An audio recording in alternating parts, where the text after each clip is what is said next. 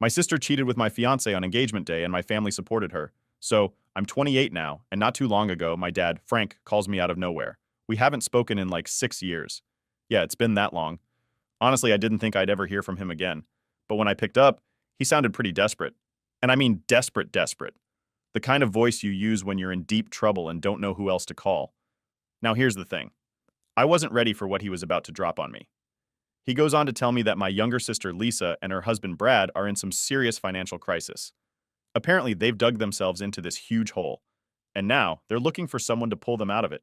And guess who he thinks should help? Yeah, me. The same sister who betrayed me years ago, and the same guy who was supposed to be my fiancé. Before I get into all the recent drama, let me rewind a bit so you get the full picture. This crap storm didn't just pop out of nowhere. See, Lisa's 26 now, and we've never been super close, like, we weren't at each other's throats or anything growing up, but we were just kind of distant. She was always a little sneaky, always looking for a way to get ahead, but I never thought she'd go as far as stabbing me in the back the way she did. I guess I should have seen the signs sooner, but hindsight, right? Brad, the guy I was going to marry, was everything I thought I wanted. We met in college. Typical stuff, you know? We were together for 5 years. 5 freaking years. That's a long time to be with someone. And by that point, I thought we were solid. He proposed, and I was over the moon, like I was sure I'd found my person. We planned this whole engagement party, and it was supposed to be the happiest night of my life. Spoiler alert, it wasn't. Now here's where it all goes to hell. That night, everyone's celebrating, laughing, drinking, all that good stuff. I remember feeling like the luckiest person in the world. I mean, how often do you get a night like that where everything just feels right? Well, apparently not as often as you think. Around 10 p.m., I stepped outside to take a call, right? I needed better reception, so I wandered out to the backyard. It's dark, but the string lights were still on, and I'm walking around trying to get some signal when I see them. Lisa and Brad, together. Not just together, but, like, really together. Kissing. Like they didn't give a damn who saw. It's funny, because for a second I just stood there, frozen. My brain couldn't catch up to what my eyes were seeing, like, this couldn't be real, right? I mean, who does that? And on the night of your freaking engagement party, it felt like time just stopped. They didn't notice me at first, which was wild. I was standing there just a few feet away, and they were so into it, they didn't even know I was watching. When they finally saw me, their faces dropped. They stopped kissing, obviously, but it was way too late. I didn't say anything. I just turned around and bolted. I don't know how I made it to my car without completely breaking down, but I did. I sped off to the nearest hotel, checked in, and just collapsed on the bed. I couldn't even cry at first. It was like my body was too stunned to react. I kept telling myself it wasn't real, that there had to be some kind of explanation, but deep down, I knew what I saw was exactly what it looked like. Lisa and Brad were screwing behind my back. I was just lying there, staring at the ceiling, when my phone buzzed. It was a text from Lisa. I almost didn't want to look, but curiosity got the better of me. She said, "I'm so sorry. I didn't mean for you to find out like that. I'm in love with Brad. We've been seeing each other for a while." I don't know why, but reading it somehow hurt worse than seeing it. Like, there was something about seeing those words written out that made it feel so much more final. She went on to say how she didn't mean to hurt me, but she couldn't help how she felt, and blah, blah, blah. Honestly, at that moment, I wasn't even mad. I was just numb. Too numb to feel anything. I couldn't process it yet. Then Brad texted me. He said he was sorry too, but then he added that he had proposed to me because he thought it would make his feelings for Lisa go away. Like, what kind of twisted logic is that? He thought marrying me would somehow help him stop thinking about her. It made me feel like I was just a placeholder. Like he was just using me until he figured out how to be with Lisa. That was the moment where everything really hit me, how badly I'd been played. I stayed in that hotel for like 3 days, not talking to anyone, just trying to figure out what the hell I was going to do next. When I finally went back home to get my stuff, I wasn't prepared for what I walked into. I thought the house would be empty. Instead, everyone was there. My dad, my stepmom, and Lisa. Even Brad was there. It was like they were all waiting for me.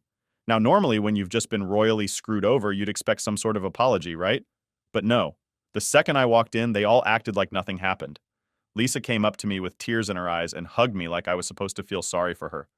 Brad stood in the back, looking awkward as hell, but no one said anything. No one apologized. I told them I was just there to pack my things and leave. That's when Brad spoke up, saying he was moving in with Lisa now that everything was out in the open. My dad and stepmom didn't seem fazed. In fact, they looked happy. My own family was happy that my sister had stolen my fiance and that I was out of the picture. I asked them straight up why they were smiling. Like, what the hell was so funny? My dad, of all people, had the nerve to tell me that we can't change what happened and that it was better to just accept it and move on. Move on? Really? My sister stole my life and I'm just supposed to be okay with it? I felt like I was in some twisted nightmare where everyone around me was insane, and I was the only one seeing how messed up it was. Lisa apologized in her half-assed way, saying she couldn't help falling in love with Brad, and they were meant to be together. I was so done. I packed up my stuff, told them all to go to hell, and walked out of that house for the last time. All right, so after I packed my stuff and left my family behind, I decided to cut them all off completely. It wasn't some dramatic decision. It was more like, I'm done. I'm not dealing with this anymore. I changed my number, blocked them on everything, texts, social media, all of it. I didn't want any more fake apologies or awkward messages from Lisa or Brad or, honestly, anyone else in my family. For the next few months, I felt like I could finally breathe.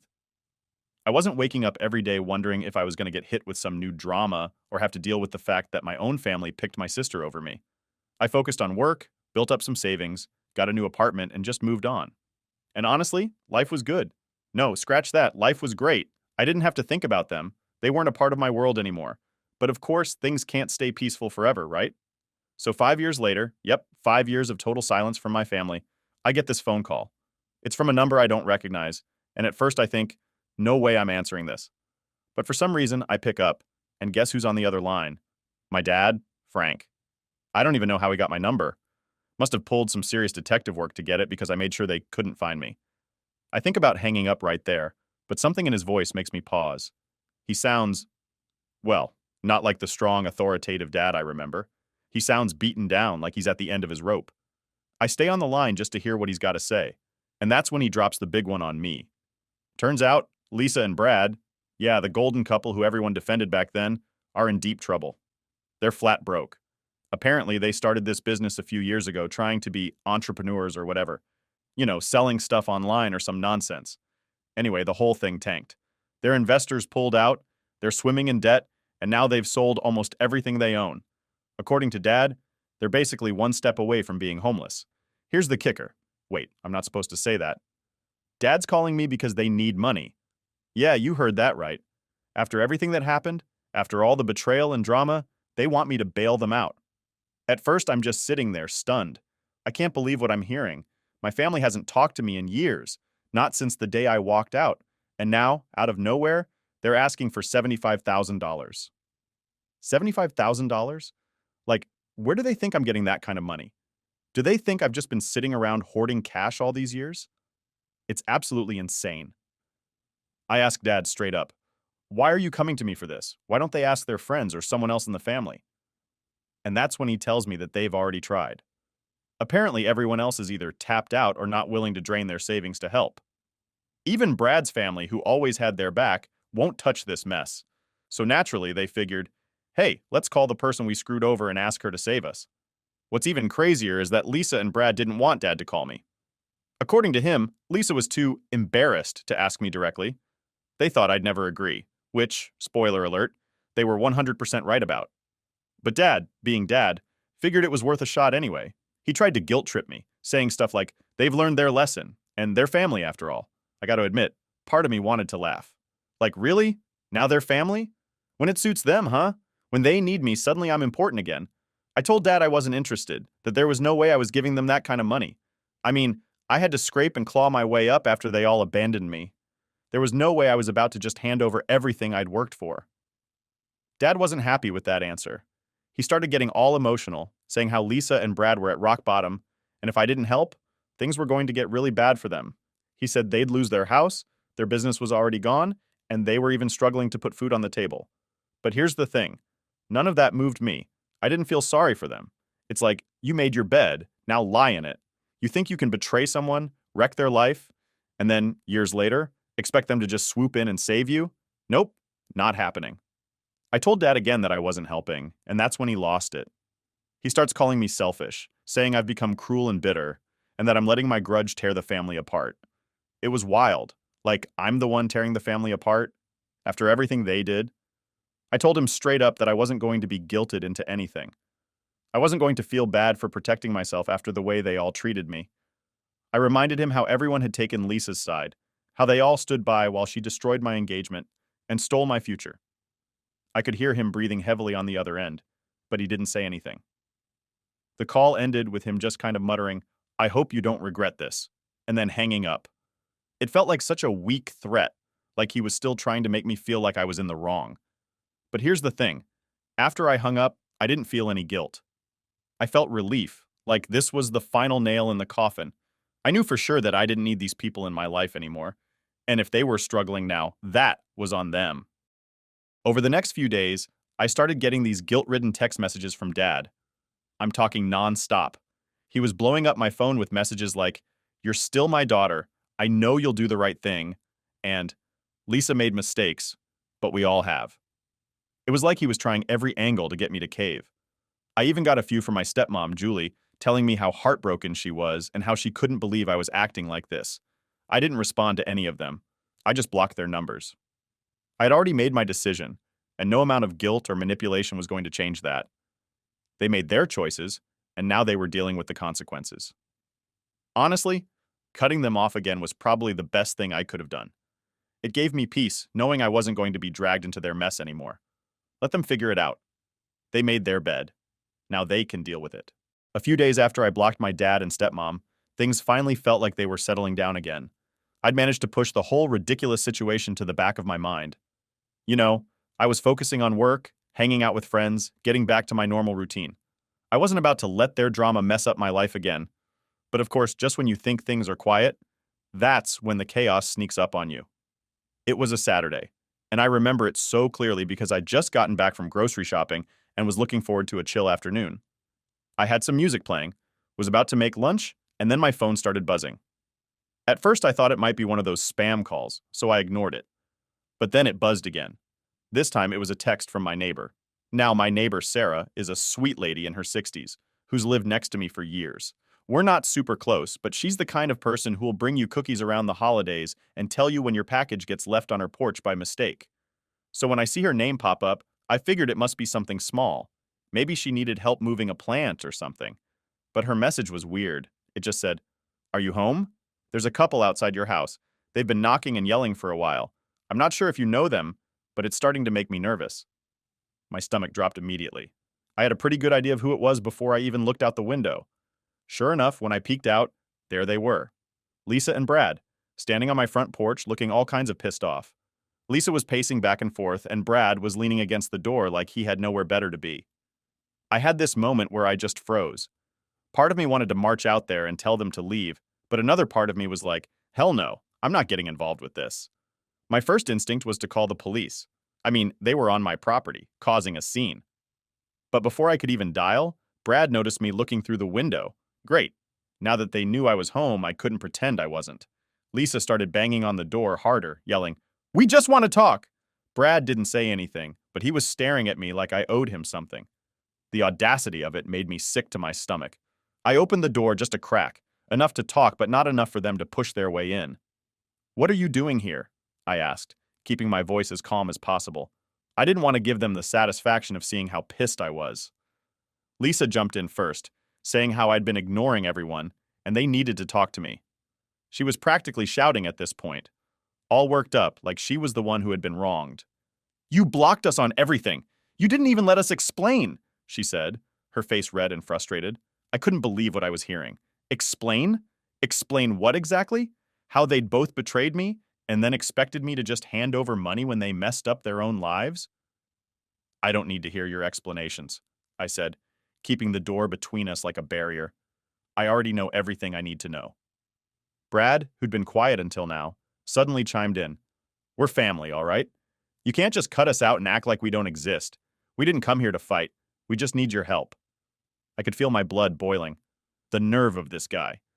He was the reason my life got flipped upside down in the first place, and now he was standing on my porch, talking about how I couldn't cut them off? What kind of reality were these people living in? "I can cut you off, and I did," I snapped. "Whatever you're here for, I'm not interested." But Lisa wouldn't let it go. She stepped forward like she was going to push her way in, and I instinctively pushed the door a little more closed. "It's not about what you want," she said, voice all high-pitched and desperate. We need your help. You don't get it. We're in serious trouble. If you don't help us, we could lose everything. I looked at her, really looked at her, and for a second I almost felt sorry for her.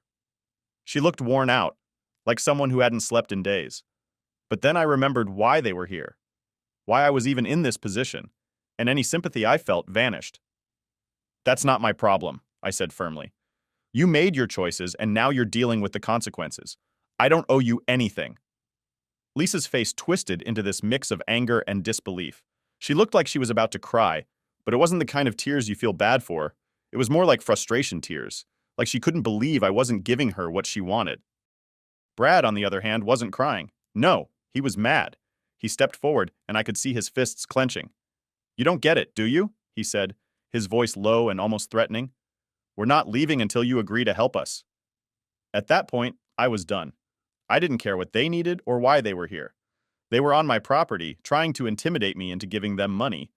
It wasn't just desperate, it was insane. Get off my porch, I said, my voice shaking a little, but I was trying to stay strong. You're not getting a penny from me. If you don't leave, I'm calling the cops. That seemed to get their attention. Lisa's eyes widened, and Brad took a step back, like he was actually considering what I'd said. But then Lisa started again, her voice rising in desperation. You wouldn't call the police on your own family. We're family. You can't do this. I'd heard enough. Without another word, I slammed the door shut and locked it. My heart was racing, and I could feel my hands shaking, but I wasn't going to back down. I grabbed my phone and dialed 911. As I was on the phone with the dispatcher, I could still hear Lisa yelling outside, but I ignored it. The police showed up about 15 minutes later, and by then, Lisa and Brad were sitting on the steps of my porch like they were waiting for me to change my mind. When the officers arrived, I opened the door just enough to explain what was happening. They asked Lisa and Brad to leave, but Lisa tried to play the victim, saying how I was abandoning my family and refusing to help in a time of need. The officers weren't buying it. They told them both to leave, and finally, after what felt like hours, they did. But not before Lisa threw one last look over her shoulder, like she was still hoping I'd change my mind. Spoiler, I didn't. A couple days passed after Brad and Lisa showed up at my house, and I thought that was the end of it. I mean, I kicked them out, right? There's no way they'd come back after that. But I should have known better. They weren't the type to just give up. It was a Thursday afternoon, and I was getting ready to head out when my phone buzzed. I almost didn't check it, but something told me to. I glanced down and saw it was a message from my dad. And this message, it was different. It wasn't like the others, where he was begging me to help or guilting me about family. This one was short, just 3 words. We need to talk. My gut reaction was to ignore it, but something about the way he phrased it, so blunt and to the point, made me uneasy. I decided to call him back just to see what he had to say. If it was more guilt trips, I'd hang up immediately. He picked up on the first ring. I'm glad you called, he said, his voice low, almost serious. I didn't like it. We've made a decision. That threw me off. What do you mean? Dad sighed, and there was this long pause before he spoke again. Lisa and Brad, they're out of options. They've lost everything. Julie and I can't help them anymore, and if you don't step in, they're going to have nothing. I was quiet, waiting for the catch, because there was always a catch. He continued, Julie and I have been talking, and we don't want to pressure you, but we need to know if you're going to help them or not. Because if you're not, we're going to have to cut ties with you. I blinked, not sure I heard him right. Wait, what? You heard me, he said. We can't keep this up anymore. If you're not going to help, then we have no choice but to stop talking to you. For a second, I just stood there, stunned. Was he seriously giving me an ultimatum? Help the people who betrayed me? Or lose my family for good? It was insane. I couldn't believe it. You've got to be kidding, I said, my voice shaking with anger. You're seriously choosing them over me? Again? It's not like that, Dad tried to explain. It's just, they need help. And we can't keep watching them fall apart. We have to stand by them. And screw me, right? Just like before? I snapped. You expect me to bail them out after everything they've done? And now you're threatening to cut me off if I don't? There was another long pause, and for a moment I thought he might backtrack. But then he said quietly, I'm sorry, but yes. That was it. The final straw. I hung up without another word. I couldn't believe what had just happened, but one thing was clear. I wasn't backing down. They could cut me off if they wanted to, But I wasn't going to be blackmailed into helping the people who destroyed my life. And as far as I was concerned, I had just lost my family all over again. So, after that last phone call with my dad, I figured I'd hit rock bottom with this whole situation. I mean, how much worse could it get, right? My own father gave me an ultimatum: help my sister and Brad, or be cut off from the family for good. And honestly, I was pretty sure I'd made my peace with it. If that's how they wanted to play things, fine. I wasn't going to beg them to stay in my life. I had done that once, years ago, and I wasn't about to do it again. But of course, I should have known it wasn't over. A few days after that conversation, I was at home, trying to just focus on work, forget about the drama, and move on. It had been quiet for a little bit, which I thought was a good sign. No frantic texts, no surprise visits, just me, getting back to normal. But deep down, I knew something was coming. And sure enough, it did. It was around 7 p.m. on a Saturday when the doorbell rang. My heart sank immediately because, well, who else would it be? I wasn't expecting anyone, and nobody just shows up at my place unannounced, not unless they're looking for trouble. I walked to the door, already feeling that mix of dread and annoyance building up inside me. When I opened it, my stomach dropped. There they were. Dad, Julie, Lisa, and Brad. All four of them standing there like they were about to stage some kind of intervention. Lisa looked like she'd been crying. Her makeup was all smudged. Brad was doing his usual pacing thing, looking pissed off and stressed out. Dad and Julie stood a little back, like they were waiting for me to invite them in. I didn't. Instead, I just stood in the doorway, crossing my arms, trying to stay calm. "What do you want?" I asked, my voice flat. "We need to talk," Dad said, his tone serious, almost like this was some official business meeting or something. I sighed. "We've already talked. You gave me your ultimatum. I'm not helping them, and I'm not changing my mind." Dad looked at Lisa, who stepped forward, her eyes red and puffy. "Please, just hear us out," she said, her voice cracking. "I know we messed up. I know we hurt you, but this is serious. We're about to lose everything." There it was again. The guilt, the pressure, the same crap they'd been throwing at me for weeks now. But I wasn't buying it. Not anymore. "And that's my problem." "How?" I asked, not moving an inch from the door. "You made your choices. You both did. Now you have to live with them." Lisa started crying again, but I wasn't feeling sorry for her. I couldn't. Not after everything. Brad finally stopped pacing long enough to jump in. "Look, I know you think we're just trying to use you," he said, his voice a little calmer now. "But this isn't about that. We're desperate. We don't have anyone else to turn to." "Yeah, and whose fault is that?" I shot back. "You burned every bridge you had." That seemed to hit a nerve because Brad's face twisted into this angry scowl. But before he could blow up, my dad stepped forward, holding up his hands like he was trying to calm everyone down. "Enough," Dad said, his voice firm. "Let's not get into another argument. We came here to make peace." I actually laughed at that. Make peace? Really? After they tried to blackmail me into giving them money? After they basically disowned me? "You want peace?" I said, shaking my head. "Then you should have thought about that before you all turned your backs on me." Julie, who had been quiet this whole time, finally spoke up. "We made a mistake," she said, her voice soft. "But this is family, and family helps each other when things go wrong." "No," I said, my voice cold now. "Family doesn't betray each other. Family doesn't pick sides and leave one person behind just because it's convenient. You all chose Lisa and Brad. You made that decision years ago, and now you're dealing with the consequences. So don't come to me talking about family." There was a long pause. I could tell they weren't expecting me to stand my ground like this. I think they thought if they all showed up together, looking pitiful, I'd cave. But that wasn't going to happen. "I'm not giving you money," I said, my voice steady. "Not now, not ever." Dad's face tightened. "So that's it? You're really going to turn your back on us? Turn my back on you?" I couldn't believe he actually said that. "You turned your back on me, and now you want me to pretend like that never happened because you're in trouble? That's not how this works. I'm done. I've been done for years." Lisa stepped forward again, her voice desperate. "Please, I'm begging you. We're going to lose our house. We don't have anywhere else to go." I looked her dead in the eyes. "I don't care." And I didn't. I really didn't. That part of me, the part that used to care about what they thought about making things right, was gone. It had died the night I saw Lisa and Brad together in that backyard. And nothing they said or did now was going to change that. Brad's anger finally boiled over. He stepped up, practically in my face. "You're really just going to stand there and let us lose everything? You think you're better than us because you have money now?" I didn't even flinch. "No," I said calmly. I think I'm smarter than you because I didn't throw my life away chasing something that was never mine to begin with. He looked like he was about to blow a gasket, but Dad stepped in between us, pushing him back. That's enough, Dad said, his voice low and threatening. We're leaving. Yeah, I said, holding the door open wider. You are.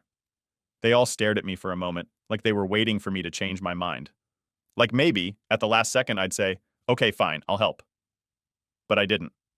I stood my ground, and after what felt like an eternity, they turned and walked away. As they left, I felt this overwhelming sense of relief, like a weight had finally been lifted off my chest. For the first time in years, I felt free. They could cut me off if they wanted to. They could play the victim and act like I was the bad guy, but I didn't care anymore. I had my life, and they had theirs, and that was all that mattered. When I closed the door behind me, I knew one thing for sure. I wasn't looking back.